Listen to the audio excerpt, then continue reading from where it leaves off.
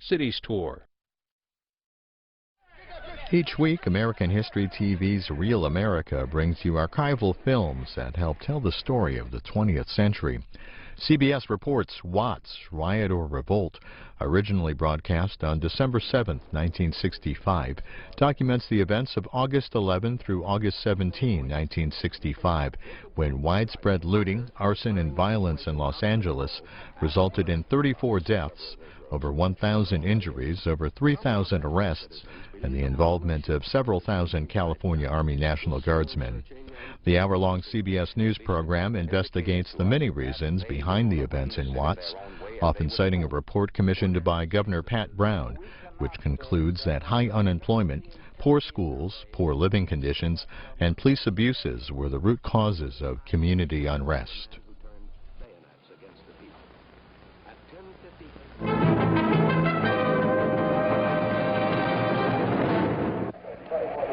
Hands up high. You can lift them higher than that, friend. Let's get them up there. First one drops their hands, dead man. Absolutely incredible scene. The gun battle in the middle of Broadway. The main business streets of Los Angeles.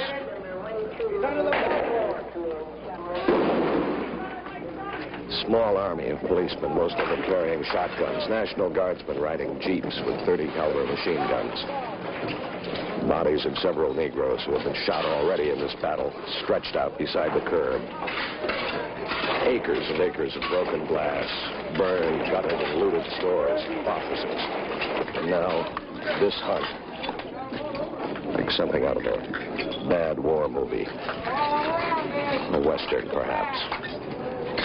Policemen on the rooftops, in the streets. They think now they found the man they're after. That was part of the Civil War fought on the streets of Los Angeles one night this summer. Violence set off, according to some of the participants, by a history of ancient wrongs.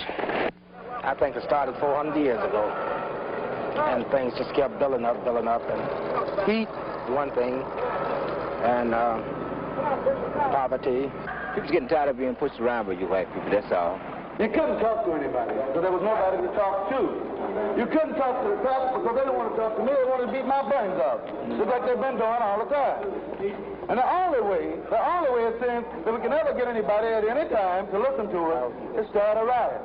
We got sense enough to know that this is not the final answer, but it's the beginning. Governor, I hand you the report that's been prepared by your commission. We cannot, Governor, tell you any one particular reason why the riots took place in August and why they took place in Los Angeles. Tonight's CBS Reports examines the question of Watts. Was it a local riot or the beginning of a national revolt? What started it? What stopped it? Will there be another Watts? John McCone has just presented Governor Edmund Brown of California his investigating committee's report seeking the answers to just such questions. These findings are an integral part of what follows, a CBS Report study of the principal events and causes of the nightmare in Watts.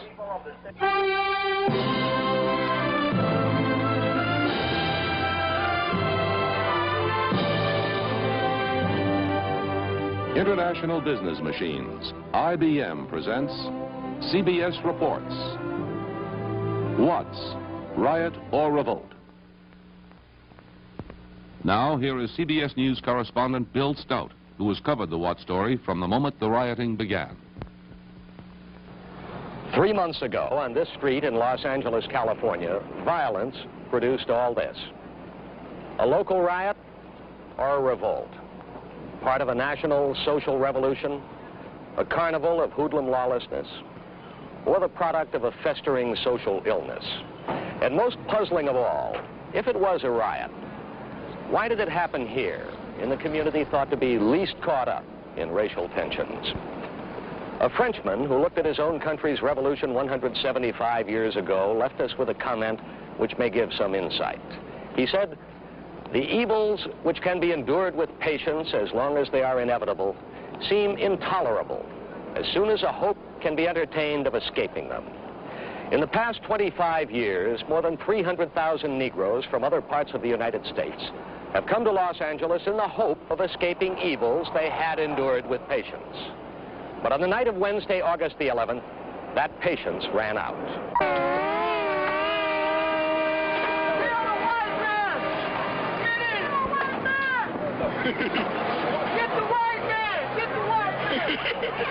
It was the most widespread, most destructive racial violence in American history.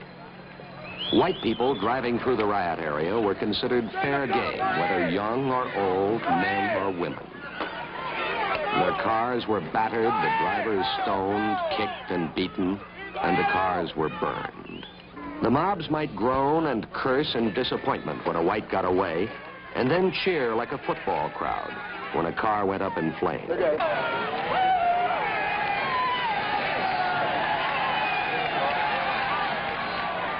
The burning and looting, the shooting and beating went on for nearly a week.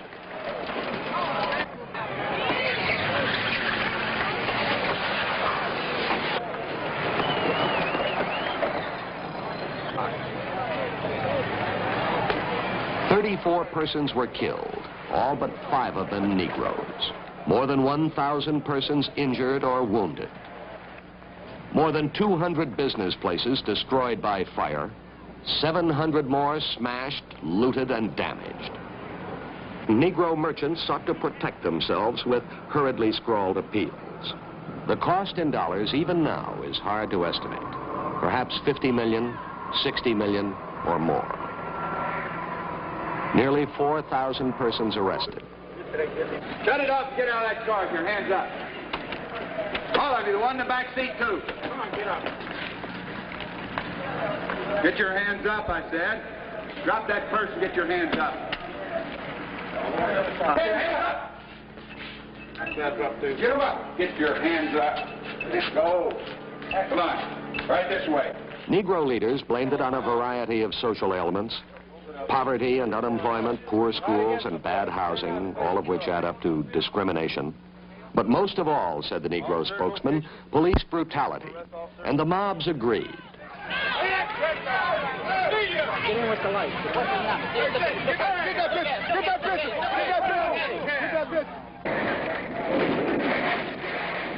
But the police were not the only targets. Firemen rushing about the city trying to control dozens of blazes at once were showered with rocks and bottles and sometimes found themselves under heavy gunfire. Control 12, calling staff. The mobs hated authority, but more generally, they hated all whites. And before the mobs finished, before they spent themselves, by the time the rioting had run its course, the police had been forced to plot their action over 54 square miles in the middle of the nation's 3rd largest city. 54 square miles. More than twice the size of the entire island of Manhattan.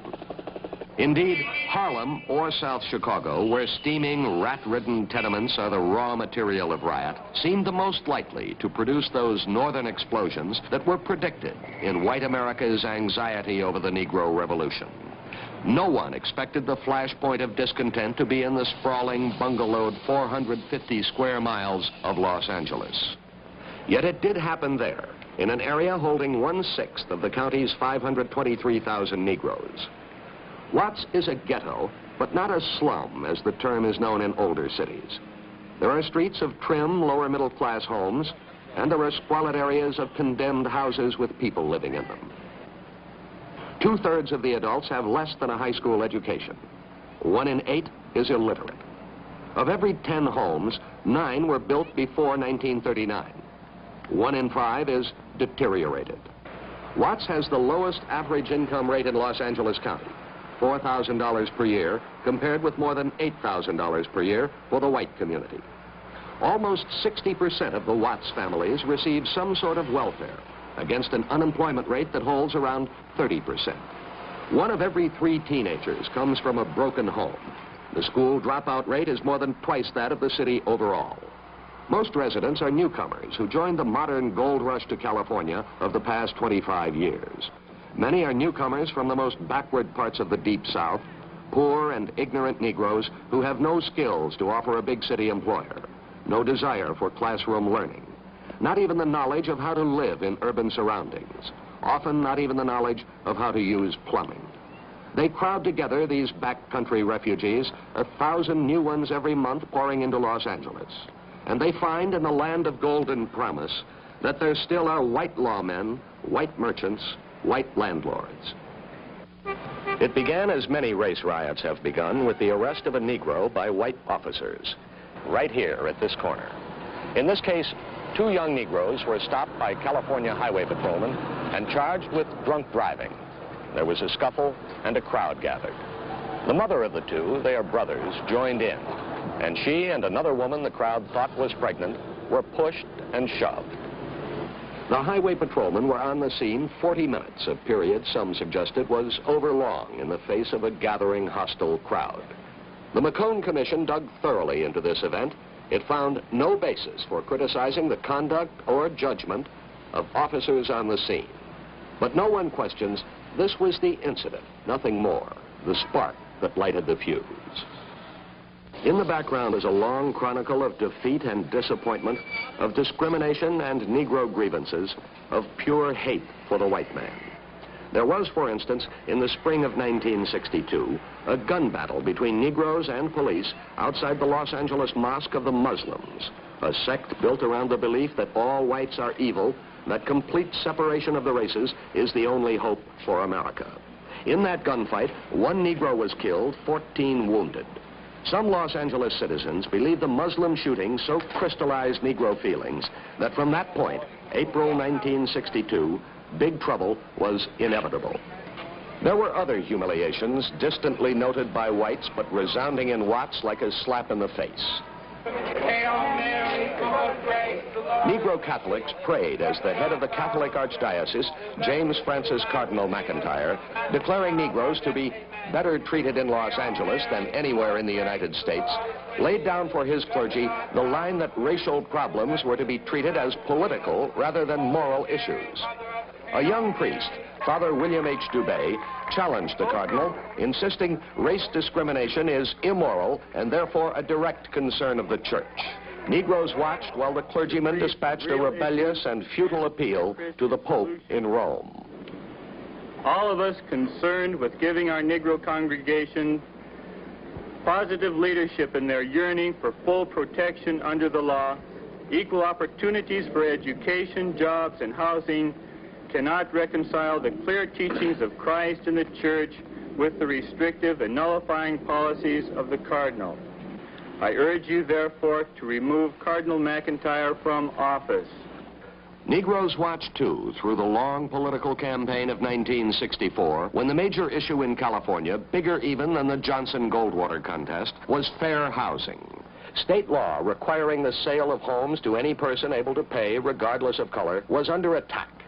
White organizations, led by various real estate groups, collected signatures for a referendum which would repeal the law.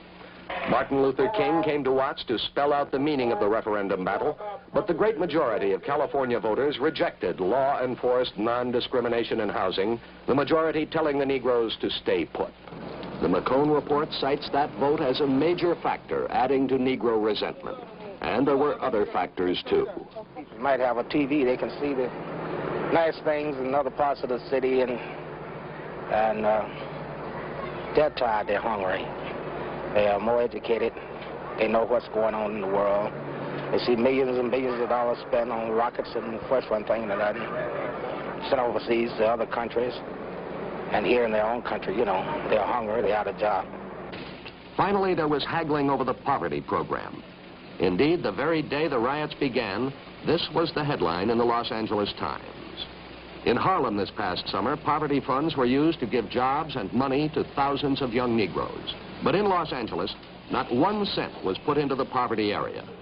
Despite all these aggravations and evidence of white indifference, Los Angeles' long history of freedom from racial strife, plus the fact that it had weathered the troubled summer of 1964 without difficulty, had created a false sense of well-being, so that when the violence did erupt, its impact seemed many times magnified.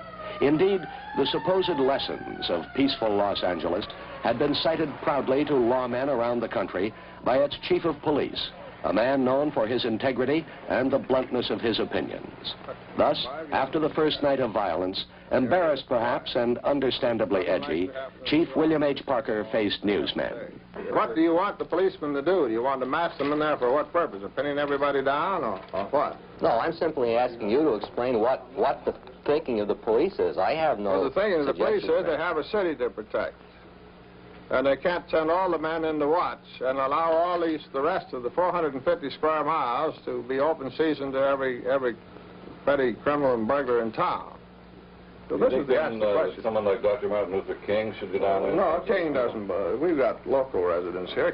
King doesn't put out all the fires in the United States. There are some local Negroes here that are leaders in these situations. Now, we would assume that they have some influence on them or they wouldn't be representing them. Now, those individuals are certainly in a position to go down there and talk to these people and tell them that this is inordinate and they shouldn't continue it. That Thursday afternoon, one of those leaders Parker referred to, the Reverend H.H. Brookins, with other ministers and politicians, black and white, called a peace meeting at a neighborhood playground. And I submit to you that we shall not see a Harlem or Rochester or New York.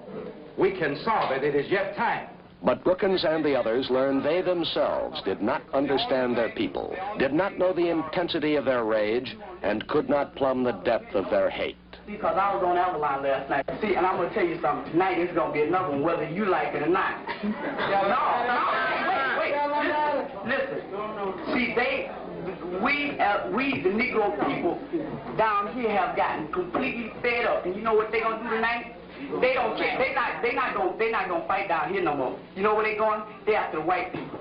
Now they're after the white people. They're gonna congregate. They're gonna caravan out in Inglewood, Playa del Rey, and everywhere else the white man is supposed to stay. They're gonna do the white man in tonight, and I'm gonna.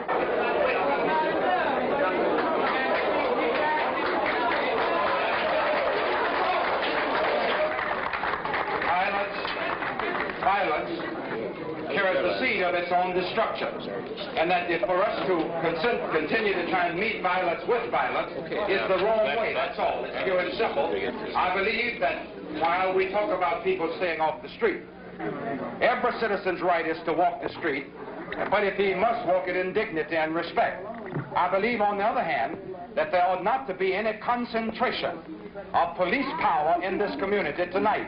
After that meeting, Brookins and John Buggs of the County Human Relations Commission, a group with a record of success in dealing with racial troubles, took their recommendation that there be less obvious policing of the area Thursday night to Deputy Police Chief Roger Murdoch. The police department indicated to us that they were going to run the city their own way and they would prove who runs the city of Los Angeles. Mr. Roger Murdoch's attitude was one I would suspect from Jim Clark in Alabama. We are not in Alabama. We want to work with the police. We want to work with elected officials, not against them. When we returned to 118th Street after having talked with Mr. Roger Murdoch of the 77th Division, we had to report what we found. It was like lighting a fuse. They immediately said, well, all right, we told you that your leadership didn't amount to much. You see what they think about you. So now let us do it our own way. At this time, about 6 police cars moved in, blowing sirens with about 500 people lining the streets. And it was just like an explosion, Bill. Everything just went haywire. The frustration of the Reverend Brookins and his associates goes far toward explaining the why of Watts as well as the how. Actually, from the quarrel over the performance of Negro leadership was beginning to emerge one of the great unpalatable truths of the riot, that there were and are groups in the Negro community for whom nobody spoke. Most of the Negroes who hold elective office in Los Angeles stayed out of the area. But State Assemblyman Mervyn Dimely, a resident of the riot area, was there constantly, and he spoke the truth no one wanted to hear. Shall I relate to you an incident? About 4 o'clock Friday morning, I went up to a group that was throwing bottles. And I said, listen, baby, let's cool it. And he says, man, where are you from, Baldwin Hills? I said, no, man, I live on Avalon. He said, well, you must be living in some big house. And I said, no, man, I'm with the people. He says, well, if you're with us, here, throw it. And he handed me the bottle. And I says, man, I'm for peace. He says, man, you're not for peace, you're with the man. The man, in this case, is the white man of the police. And he says, look, man, we don't want to hear you, we don't want to hear Dr. Martin Luther King, we don't want to hear Dick Gregory, we don't want to hear Brookins. We just want to talk with the man ourselves.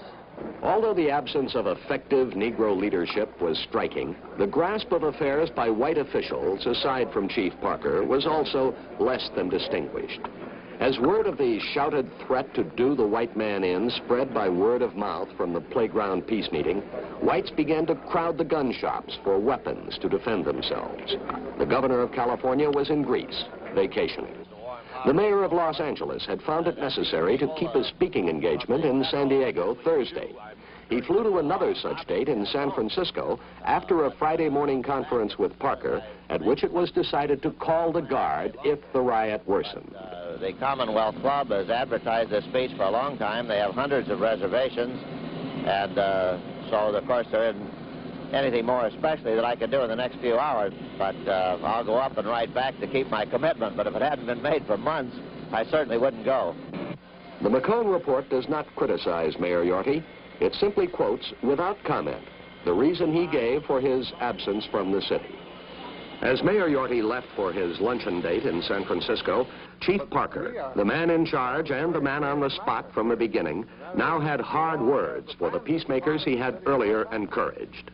And I'm not going to play games with well-meaning people who lack expertise. The difficulty is that the people who are getting hurt here are the police and innocent citizens, and the rioters are prevailing. The chief's concern deepened early Friday when the character of the rioting changed. The note in the police log says, 10 a.m., major looting became general. And in one shopping area 3 blocks long, thousands of Negroes stole everything they could carry and then burned what was left. What had been skirmishing before between police and hit-run Negro groups became a wholesale exercise in stealing and burning, with evidence of organized efforts in the manufacture and use of Molotov cocktails. The police estimate was that 3,000 people filled this street. Walking through it then, remembering it now, that estimate seems conservative indeed. On one point, Chief Parker was firm throughout. He was determined to ask for the National Guard if his men found the Negro explosion too much to handle. Parker had agreed with Governor Brown a year before on machinery to do just that. But the Guard had been called in a civil disorder only once in California history, an aircraft strike just before World War II. No one in high office wanted to be the man who turned bayonets against the people. At 10:50 a.m., however, Parker, declaring the situation out of control, asked for the National Guard. But it was 5 o'clock that Friday afternoon when Lieutenant Governor Glenn Anderson signed the proclamation. As the McCone Commission points out, Friday's delay in calling the Guard proved costly in property damage and perhaps lives as well. The commission feels acting Governor Anderson hesitated when he should have acted. Further escalation of the riots possibly could have been avoided, says the commission, if a group of guardsmen available only a few miles away had been deployed, as they might have been, by mid-afternoon Friday. Then the Guard came in. The first units mobilized and on their way at 7 p.m., the same time the first rioter was killed. A curfew was ordered, everyone off the streets by 8 p.m., and the brute force of 14,000 armed men finally broke the back of the riot. As the smoke lifted above Watts and the shooting died down, the soul-searching and blame-shifting began. Martin Luther King did not cut short his vacation in Puerto Rico, but went to Watts after the rioting and found the atmosphere less friendly than he might have expected. You all know my philosophy. You all know that I believe firmly in nonviolence. Or maybe some of you don't quite agree with this. I want you to be willing to say that. And sure, we like to be nonviolent, but we up here in Los Angeles area, we're not turning that other cheek. Number two, in the fact that our Negro community leaders are where are they? They are not here, and they're not coming down because, all right, that's right. They are selling us again, and we're tired of being sold as slaves. Don't burn, but smile. Smile. Wait a minute. All we want is jobs. We get jobs, we don't bother nobody. We don't get no jobs, we'll tear up Los Angeles, period. What about what you think, brother, about the police situation, do you? The police will burn them up too. Governor Brown, hurrying back from Greece and heeding perhaps the urging of King and other Negro leaders, found the riot area far from tranquil and the residents eager for an official ear. What does your husband do? I don't have a husband. We're separated. Oh, you are. He's So in you're all by prison. yourself. You have to raise the 4 children by Yes. yourself? And how much do you get from the Aid to Needy Children program? $234 a month, and my house rent's $80 a month. Are there any places, say we could get a job, if we had a job for you? If I could go to work, I'd be proud to go to work, and I could make enough money to have somebody watch my baby. I'd love to go to work. You mean there were a lot of people These hungry? people have been hungry all the time. Like just two or three days before all this happened, these people were just about starving there, waiting for the first till they got their check. They needed it. You mean this was a continuing situation down here? All the time. Well, I mean, don't they get the money from welfare? I mean, we have the Aid to Needy Children program. They need jobs. That's what they need. But creation of jobs depended in some degree on settlement of the city dispute with the federal government over administration of the poverty program. City Councilman Gilbert Lindsay, one of the Negro officials notably absent during the riot, hit hard at the poverty tangle. I am also ashamed that we, including I, squabbled and fought over the war and poverty program, which is almost scandalous. But Mayor Yorty denied that he or anyone else in Los Angeles had hung up the poverty program by playing politics. He blamed Washington. Factor. I have tried for months, as you know, to end the senseless controversy, and so far as I know, this is the only large city where the Office of Economic Opportunity actually used strong-arm tactics by cutting off our funds and publicizing the fact that unless we met their changing dictates, that they would cut off the funds. And they have certainly helped to incite people in the poverty area by these tactics. And in Washington, Sergeant Schreiber replied in kind. 523 cities, towns, and counties in every state of the Union have already organized effective local anti-poverty programs. Los Angeles, unfortunately, is the only major city in the United States which has failed to do this. Which side are you on, boys? Which side are you on? Whoever was to blame, the political shuffling of the poverty program was only one factor. The larger causes of the Watts explosion we'll examine in just a moment. And he joined our picket line. CBS reports Watts, Riot or Revolt continues. Which side are you on? Let me hear you now. Which side are you on, boy? Which side are you on? As the pickets marched and the tension in Watts continued, we asked Muslim leader John Shabazz if more violence is in prospect. I certainly believe that it will happen again unless some steps are taken to prevent it. And the reason that I believe this, and the reason this is voiced throughout the community, and I have my ear to the ground in the community, is that what has changed? There has been nothing done. Every grievance that was had by the people who who started this thing or who took part in it, there has been nothing done to solve it. The only thing that was done was that massive forces were brought in to suppress the actual overt action. But there has been nothing done to solve it. In an effort to find a solution, Governor Brown announced the formation of an 8-man commission to investigate fully the causes of the disaster. John McCone, former head of the Central Intelligence Agency, was named chairman. The committee hearings have not been public, but the principal witnesses are known, and so are some of their views. Chief of Police William H. Parker. A great deal of the courage that these rioters possessed was based upon the continuous attacks by their civil rights organizations upon the police, and the constant harassment, police brutality, police brutality, police brutality. And the attempt of the police to accommodate to the situation that gave them the sense that we have these people on the run now. We don't have to really fear the police very much because they're in a defensive position. Now, in addition to that, you have this, what I call political pandering, where they're constantly trying to reach these groups for political balance of power by catering to their emotions. You're dislocated. You're abused because of your color. Your progenitors were oppressed. You haven't been given the share of materialistic things you're entitled to. And you're trying to convince them, well, you're not well off, I'm going to do something for you. I'm going to raise you out of this position of post-slavery to a position of economic affluency. And, of course, many of these people in our present system are not in a position to set into the economy and become affluent unless somebody just hands it to them. Actually, many Negro leaders agree with me that Los Angeles is the finest place in the world for the Negro because he has the greatest opportunity here on a broad basis than he will anywhere else in the world. So you have this paradox where things are the best is where the worst riot occurred. And I think you have to go back to civil disobedience. You don't have to obey the law if you think it's unjust. In other words, you say, well, a certain law is unjust because it's a Jim Crow law. On the other hand, is the law unjust because I want a pair of shoes and they're in that store and I haven't got the money to buy them, so I can steal them. In fact, it was amazing that in that inquiry we had in the council, when the councilman said, well, why were these people shot? They were only stealing, you see. So this, they rationalized this. So with the civil disobedience, which erodes respect for all law, and that's been proven in this nation by now, it better have been, or if we haven't learned the lesson there, we never will.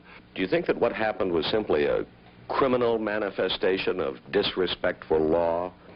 Or do you see it as something related to the social and economic strivings of the Negro? I think all those factors are involved. I think that the most important recognition that we must give to this situation is that of the 600,000 Negroes who reside in the metropolitan area of Los Angeles, that the Watts riot involved less than 1%.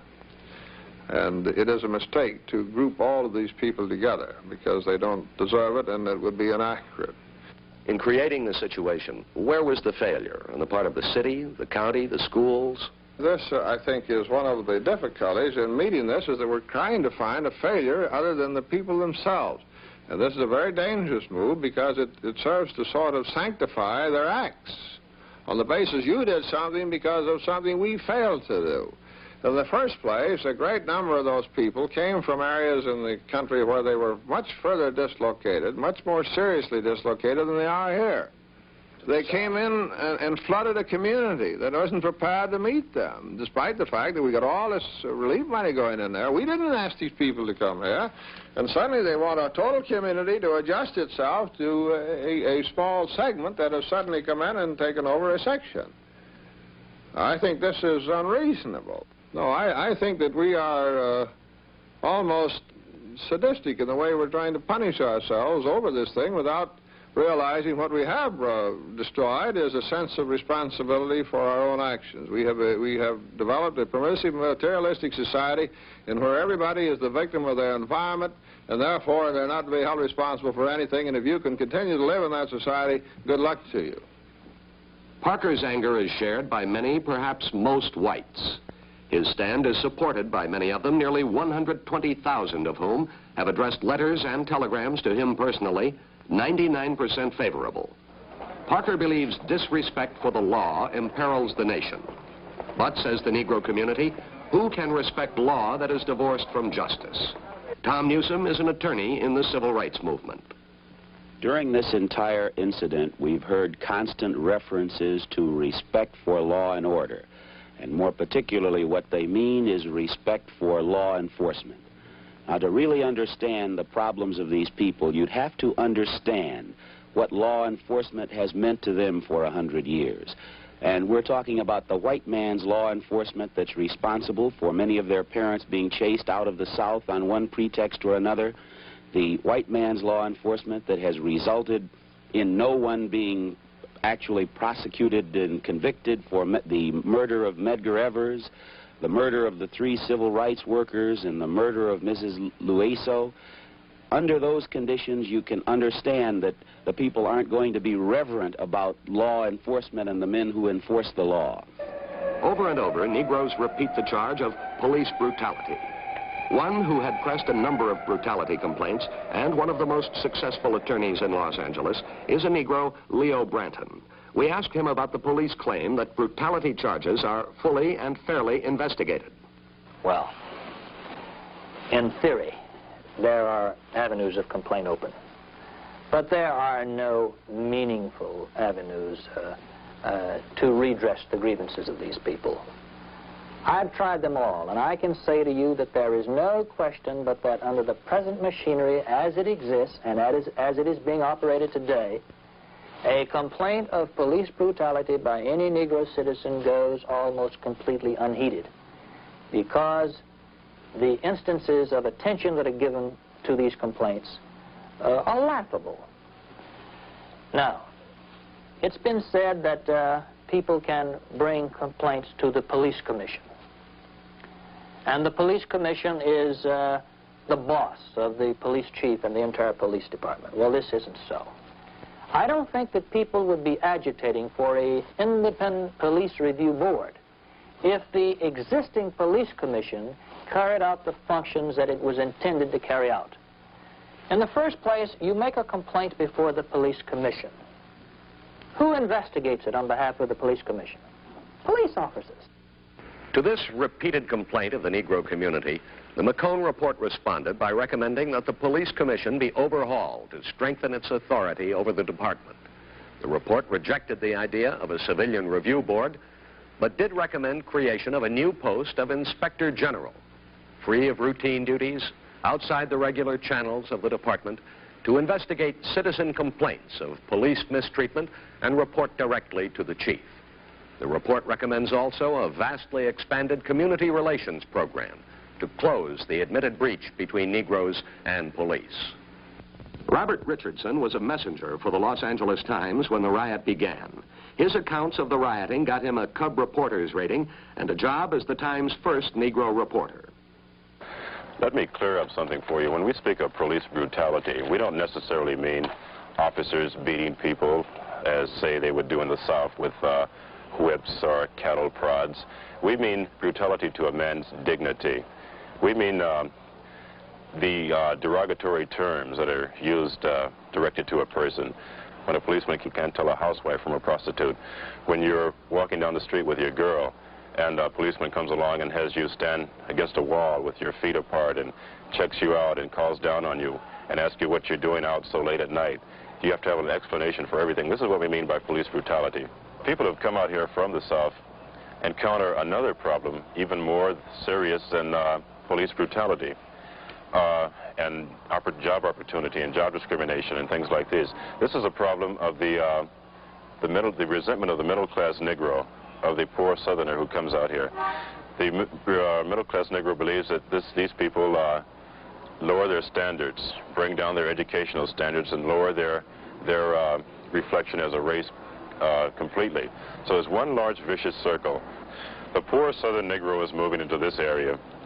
The middle-class Negro is moving into a predominantly white neighborhood, and the whites in that neighborhood are moving farther out. In other words, it's going around and around and around, and where it's going to end, I really don't know. Watts, Riot or Revolt, with more findings of the McCone Commission, will continue after this message.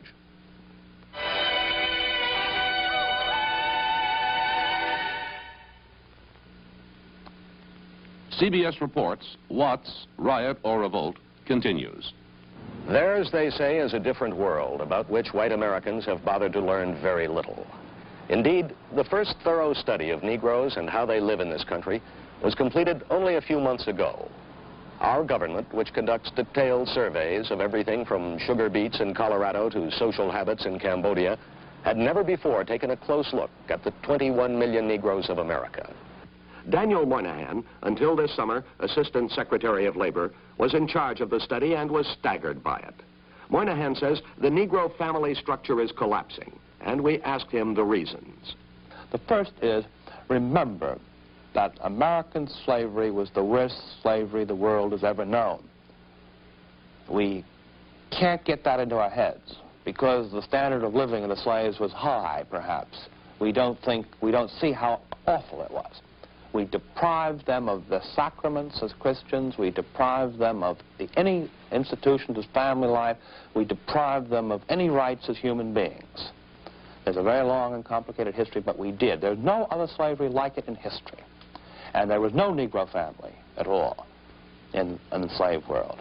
Secondly, segregation and the great humiliations of Jim Crow was a brutal assault on the personal integrity of the Negro male. I mean, he was the man who took the brunt of it. Thirdly, urbanization poured into the cities. Don't forget, the Negroes of our time, because they're Americans, we don't see them as immigrants. The Negroes in Watts were immigrants, just as much as the Italians or Irish or whatever who poured into the cities in the 19th century. And it wasn't a very pretty sight in New York in 1870 either, let me tell you. The families break up when they leave countrysides, rural peasant life, and sort of dump into slums. Fourthly, unemployment.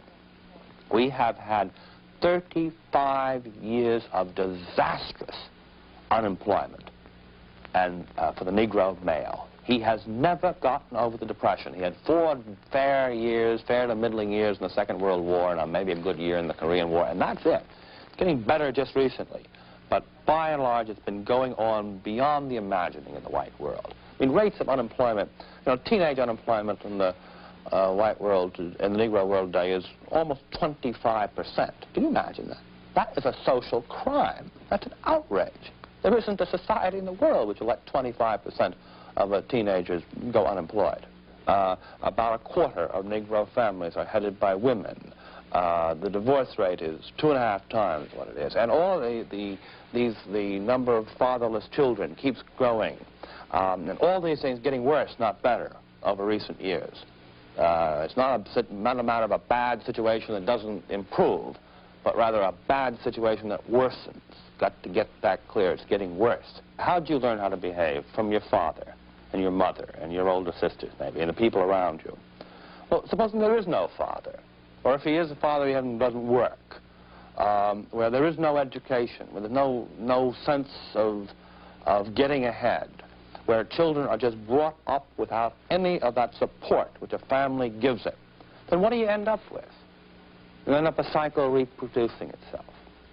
A UCLA study published within the last 2 weeks examined the background of young Negroes arrested during the riots.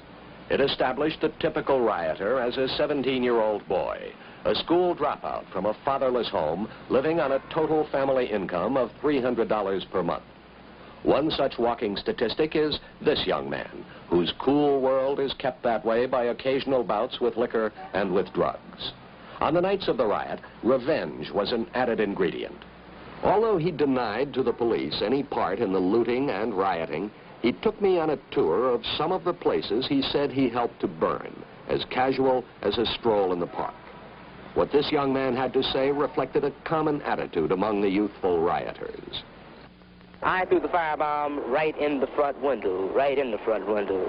A friend of mine went in the store towards the back and threw a firebomb in the back, and the place went up in flames. But it was pretty well emptied by the looters and so forth. There isn't much left, is there? There isn't. Here's a burned-up shirt and so forth that could have been gotten, could have been used. But most things were taken out before you burned. As much as we could possibly give. Then we would decide to burn, and the cry in the streets was, "Burn, baby, burn." Why would you burn out this kind of place? We decided to burn this store because we felt this man hadn't been doing nothing but gaming on us anyway. When you say that this man was gaming you, gypping you, do you know that for a fact? This man and every other Jew up and down the street, other than the rummage sales owned by Negroes who do not have nothing in them. Why do you say over and over Jews around here? Do you feel that way about Jews? I will not only say Jews, it would be fair to say that I hate all whites, period, point blank. What else happened in this block? Well, after we had got what we had gotten out of these stores, we went and disposed of it, stashed it. And then we arrived back to get as much as we could possible. We decided to get this salon company up here, this pawn shop where this white dog works there that gyps people. Matter of fact, he gypped me. I brought an $82 radio that I had bought and hadn't had over 2 months, and I brought it here, and it was in excellent condition. He gave me $7 for it. He wanted to give me $5. He gave me $7. Do you think that's why most people took part in the looting and the burning because of one grievance from some time in the past? Yes, from some grievance to some times in the past, regardless of whether it was relating from a pawn shop or going to a store or what have you. Someone in to get even, such as I, because I call myself getting even by going in this store and taking whatever I could take out of it. And I got some pretty wonderful things out of this place. pretty wonderful thing, and I liked it. And it was Sunday when you were arrested, right near here? Yes. I was on my way to a friend of mine's house, and a police car circled this corner here, and the officers got out of their cars and approached us at gunpoint and told us to put our hands up, and immediately hit the fence like this. And at the time they lined us up, they held us at gunpoint continuously, and then this white police officer approached me and asked me, well, black nigga, when are you going to let us kill you? So I replied to him, I'm not going to let you kill me because I'm no sniper or nothing. I'm not going to be out there doing any wrong, trying to, you know, put myself in a good position, because I knew that these white people were mad that we were taking to the jailhouse, and I asked them, what was I going to be booked on? And they couldn't tell me. They couldn't tell me. They didn't say nothing. All they did was wrote me up for burglary and looting, and I was arrested in a residential area. As you can see right now here, there's no stores, anything. There's nothing but houses. How long were you in jail? I was in jail a month, a solid month. It could have been longer, but I had a little money, which helped me get out. So you bailed out? I didn't bail out. I beat my case completely. I had it thrown out of court, all charges dismissed. Think it's going to happen again? Yes, I do think it will happen again, but under a different situation. It will be better organized this time, and it will probably be more or less a surprise attack.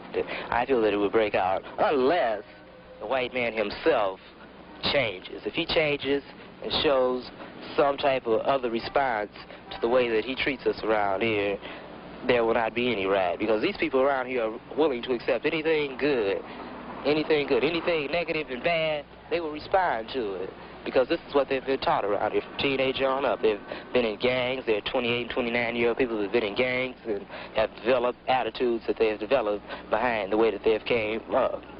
And I feel definitely that this most likely and most probably will break out again.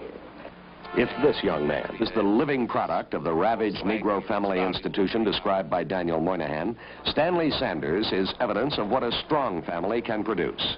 His father, Hayes Sanders, recently retired after 33 years as a city truck driver, raised his family in the Watts area. Stanley, his sister, and his brothers, one of whom was an Olympic heavyweight boxing champion, were born in this house.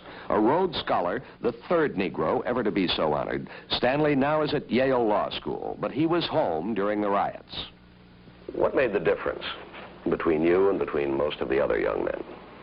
I think the most important differences in my own life were the influences from my family and the special attention that I got in high school. In the Sanders family, we were always encouraged to go on to the university, and we were always taught to compete on any level with anybody. What is your feeling about the people who took part, particularly the young men? A lot of them must have been men you knew. Why did they do it, and what did they say about why they were doing it?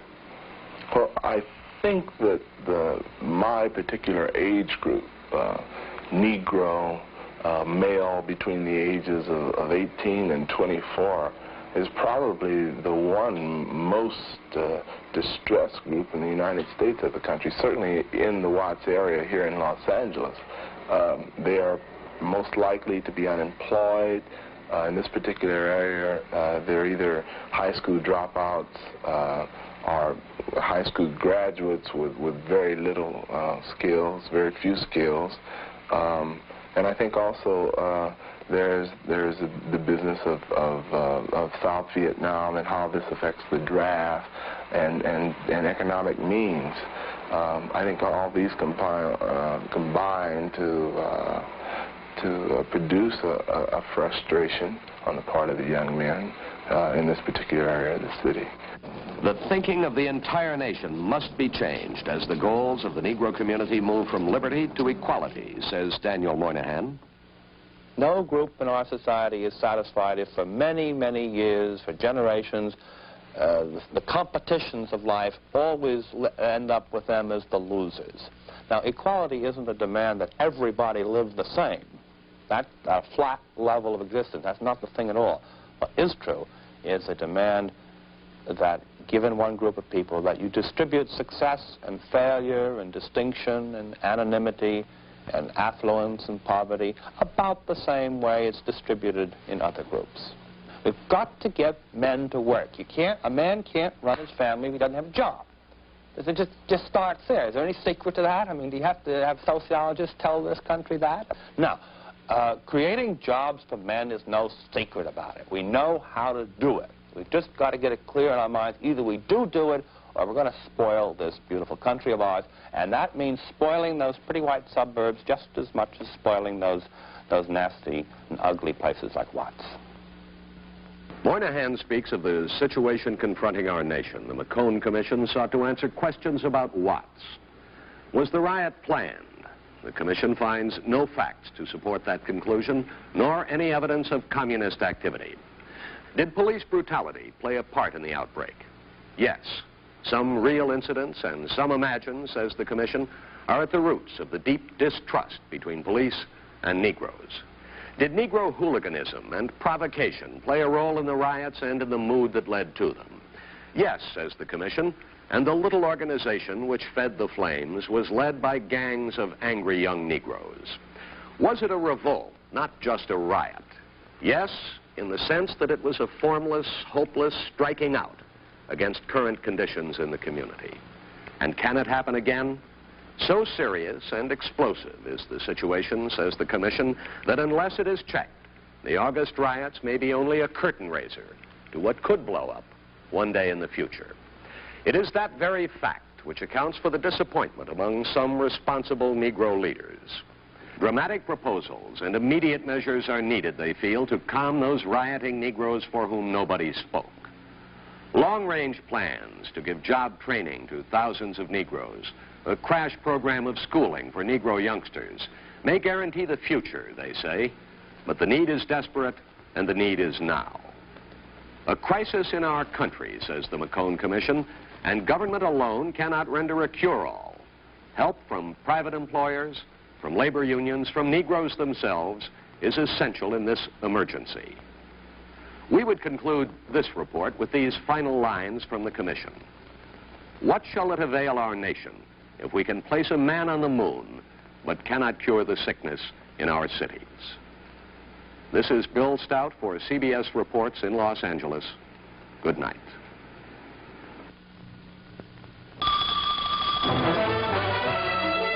CBS Reports has been brought to you by International Business Machines, IBM.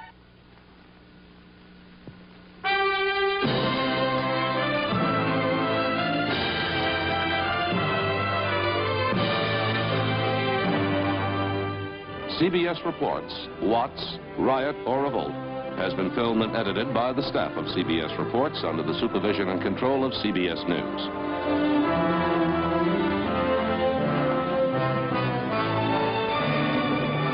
Next Tuesday night, the CBS News special report, Where We Stand in Vietnam, an assessment of the impact of the mounting American commitment in Vietnam, combining the reporting and analysis of 6 key CBS News correspondents and the results of a special CBS News National Public Opinion Survey. That's Where We Stand in Vietnam, a CBS News special report, next Tuesday night at 10, 9 Central Time.